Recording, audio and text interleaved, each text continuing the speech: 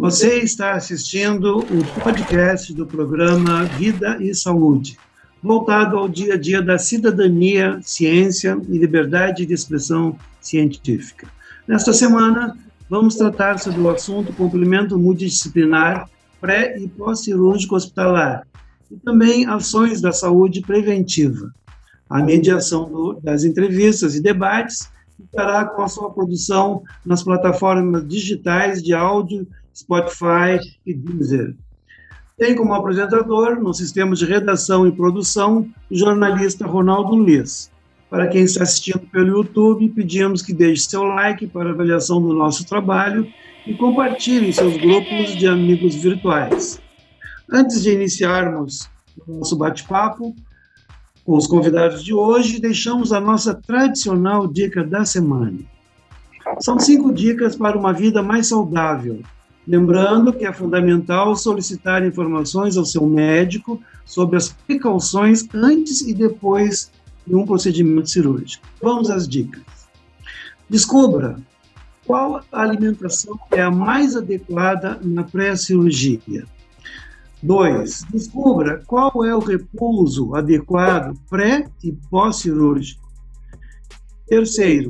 Descubra quais cuidados pessoais de asepsia para uma boa recuperação pós-cirúrgica. 4.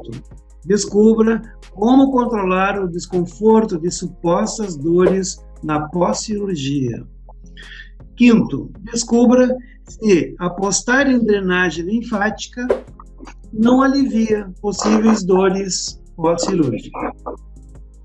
Dito isso, entrevistaremos a nutricionista pela Universidade Federal de Pelotas, Mariana Vignolo de Siqueira, pós-graduada em nutrição clínica hospitalar e ambulatorial, além de pós-graduanda em nutrição comportamental. Seja bem-vinda ao programa Vida e Saúde, Mariana.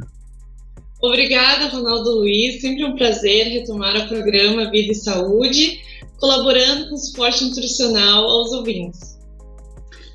Muito obrigado, Mariana. Neste programa também entrevistaremos Luísa Carpena, graduada em fisioterapia pela Universidade Católica de Pelotas, a UCPEL, e também pós-graduada em fisioterapia traumatológica e ortopédica pelo Hospital Moinhos de Ventos de Porto Alegre.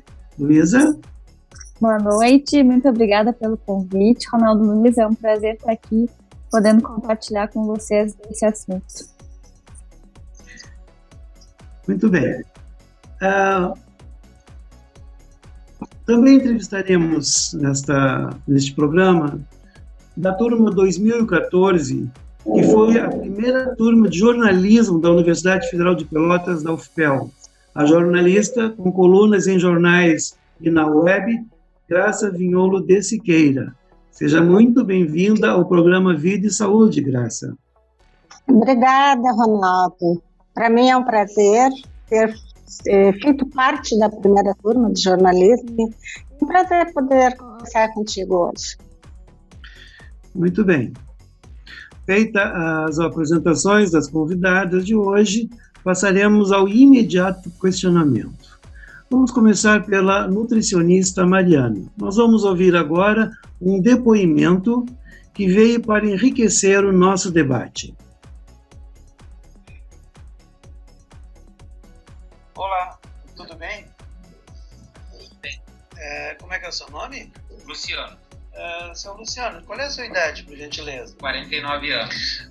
Seu Luciano, durante a sua vida, o senhor passou por algum processo cirúrgico? Sim, quando eu tinha 7 anos, eu tive uma fratura no meu braço, no qual eu tive que fazer uma cirurgia. E após esse processo cirúrgico, o senhor passou por alguma complicação? A única complicação que eu tive foi o ganho de peso, por se tratar de uma época que não tem a parte nutricional, e nós ficávamos em casa, em repouso. Eu ganhei muito peso naquela época. Perfeito. Agradeço muito a entrevista, senhor Luciano. De nada. Mariana, quais os cuidados básicos e alimentares pré- e pós-cirúrgicos são recomendados pelo protocolo hospitalar, ou seja, antes e depois de um procedimento cirúrgico? Bem, as ações preventivas para a saúde são divididas, tá, em 3 grupos: o primário, secundário e a terciário. A primária vai incluir ações de nutrição voltadas a impedir o agravamento e a ocorrência da doença, fortalecendo o sistema antes de se desenvolverem no organismo dos pacientes. A prevenção secundária são ações que ocorrem em situações nas quais o processo de alguma doença já desenvolveu no organismo do paciente. E a prevenção terciária são ações que ocorrem quando o quadro patológico já evoluiu a longo prazo e com algumas sequelas. E essas ações pré-cirúrgicas exigem que cuidados alimentares preventivos sejam específicos para cada caso? Sim, para que todas as limitações impostas pela doença sejam controladas e prejudiquem o mínimo possível a vida dessas pessoas, né, o familiar tem a participação fundamental. Na minha família, o fortalecimento alimentar deve ser observado para não ser afetado no procedimento pós-cirúrgico. Perfeito. E nesse momento, então, vamos conversar com a convidada fisioterapeuta Luísa Carpena. Luísa, sabemos que os fisioterapeutas possuem importante participação no processo pré- e pós-cirúrgico de cirurgias plásticas, que é uma das suas especialidades. Com uma visão mais ampla, quais as ações práticas se enquadram na fisioterapia? Bom, então, a gente costuma hoje prezar bastante pela questão do pré-operatório, porque essa consulta pré-operatória, tanto para cirurgias plásticas quanto para outras cirurgias, né, vai fazer com que o paciente fique mais confiante, mais seguro do seu pós-operatório. E nessa cirurgia a gente esclarece os cuidados que ele vai ter que ter, orientações, a retomada das suas atividades de vida diária, né? Então, é bem importante essa questão do pré-operatório, que hoje está sendo mais falado, né? Antigamente, os pacientes procuravam mais após ter feito a cirurgia. E aí, já com a cirurgia feita, várias questões começam a surgir, né, em relação aos cuidados, às suas atividades. E aí os pacientes não estavam preparados para isso, né? Então, por isso que hoje é importante fazer essa consulta pré-operatória. E aí depois os cuidados pós-operatórios, né? A gente entra com fisioterapia, aquilo que é a necessidade do paciente em relação à sua cirurgia, né? E aí além, né, da questão de cuidar do paciente como um todo, porque não é só uma cirurgia num local. Ele pode fazer uma cirurgia no joelho, ou então, por exemplo, no abdômen, numa cirurgia plástica, mas o paciente vai sentir dor nas costas, nas pernas, então pós-operatório a gente vai cuidar do paciente como um todo. Perfeito. E além desse pré- e pós-cirúrgico, está sendo divulgado o trabalho do fisioterapeuta ainda na sala de recuperação, logo que a cirurgia acaba? Como é que é feita essa intervenção? Isso. Em relação à cirurgia plástica, que é o que eu atuo, né, a gente faz a aplicação de bandagem elástica, que também é chamada de taping. Essa bandagem elástica, ela vai fazer uma contenção do local operado, fazendo com que o paciente tenha menos edema, que é o inchaço, menos equimose, que é os roxos que ficam, né? E com isso, o paciente também, né, nos 3 primeiros dias da cirurgia, o paciente tem um pico do processo inflamatório. Então, a gente vai conseguir controlar esse pico do processo inflamatório, conseguir controlar a edema e equimose. Com isso, o paciente vai ter menos dor e vai ter um processo mais tranquilo desse pós-operatório. Interessante, Luísa.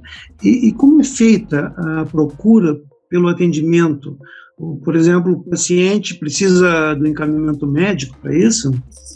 Então, não necessariamente o paciente precisa de um encaminhamento médico, ele pode ir direto ao fisioterapeuta, tá? Mas, por exemplo, na questão do intraoperatório, que a gente chama, que é essa aplicação do taping dentro do bloco cirúrgico, a gente precisa da autorização do médico, né? Então, o paciente ele pode vir até nos procurar mas nós vamos ter que ter essa autorização do médico para entrar no centro cirúrgico. Em relação ao pós-operatório, é mais tranquilo, o paciente pode nos procurar direto e ele não precisa ser encaminhado, a gente não precisa de uma autorização para atender o paciente no pós-operatório. Perfeito. Muito obrigado, Luísa. A terceira convidada de hoje é a jornalista Graça Vignolo de Siqueira, que desenvolve suas atividades jornalísticas voltadas para a sétima arte. Graça, aproveitando a tua paixão pelo cinema, está nas telas do Cineflix do Shopping Pelotas o 25º filme da série 007, Sem Tempo para Morrer. Uma produção que sabemos ter um orçamento de 250 milhões de dólares. Soubemos que o ator principal, Daniel Craig, passou por diversas cirurgias motivado por acidentes durante as filmagens. What's the worst injury you've had? Probably my knee, which was on Spectre, which was that was Dave Bautista, God bless him. I just said, Dave, mate, come on, it's all right, come on, you can chuck me a bit, don't worry about it, it's fine, I'm fine. I ended up on the wall, but my knee was sort of over here somewhere. O que podes dizer sobre isso? Bem, Daniel Craig hoje tem 53 anos, mas ele já passou por diversos problemas, diversos acidentes de trabalho, digamos assim. Então, resolveu pedir para parar. Não quer mais ser 007, até porque ele sente muitas dores ainda, ele tem vários problemas. Em 2015 mesmo, ele acabou fazer uma cirurgia de joelho e não pôde se doar 100% mais para o filme devido à recuperação, que foi lenta. Em 2008, ele teve uma fratura de punho, ele teve um machucado sério na cabeça e ele, inclusive, teve uma cirurgia de clavícula. Tudo isso gravando um filme. Já em 2012, quando ele fez Skyfall, ele machucou o músculo da perna e o diretor disse que pelo ímpeto que ele tem de fazer ação sem muito dublê de corpo, né? Então, ele é uma pessoa muito machucada e ele está pedindo para sair por causa disso. Perfeito. Eu assisti 2 vezes no cinema e pretendo assistir ainda na TV, correto, Graça? Essa frase é sua. Com certeza. Com certeza, né? O que pode falar sobre isso? Assim, eu já assisti 2 vezes no cinema, é uma despedida. Daniel Craig é o meu 007 preferido. Ele veio tirar aquele estigma que tinha, que todo agente 007 tinha que ser engravatadinho, não sujava as mãos, todo certinho, e ele não é nada disso. Ele bate muito, ele se machuca muito, então eu assisti 2 vezes, quando der na TV eu vou ver de novo, quando vier o DVD eu vou comprar. Realmente eu espero, inclusive, que o novo 007, que tem vários atores se oferecendo, inclusive, para isso, que ele seja mais jovem. Se espera para não ter todo esse sofrimento que essa ação que envolve o fato de 007 se continuar assim, com essa ação contínua como esses filmes do Daniel Craig. Perfeito.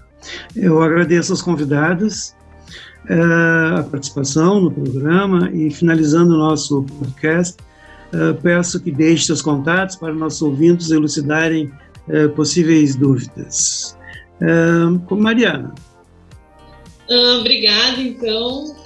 Também agradeço, fico à disposição de vocês. Adorei muito essa experiência, essa conversa foi muito boa. E também vou deixar meu contato no Instagram profissional, @NutriMarianaVS. Perfeito. Luísa.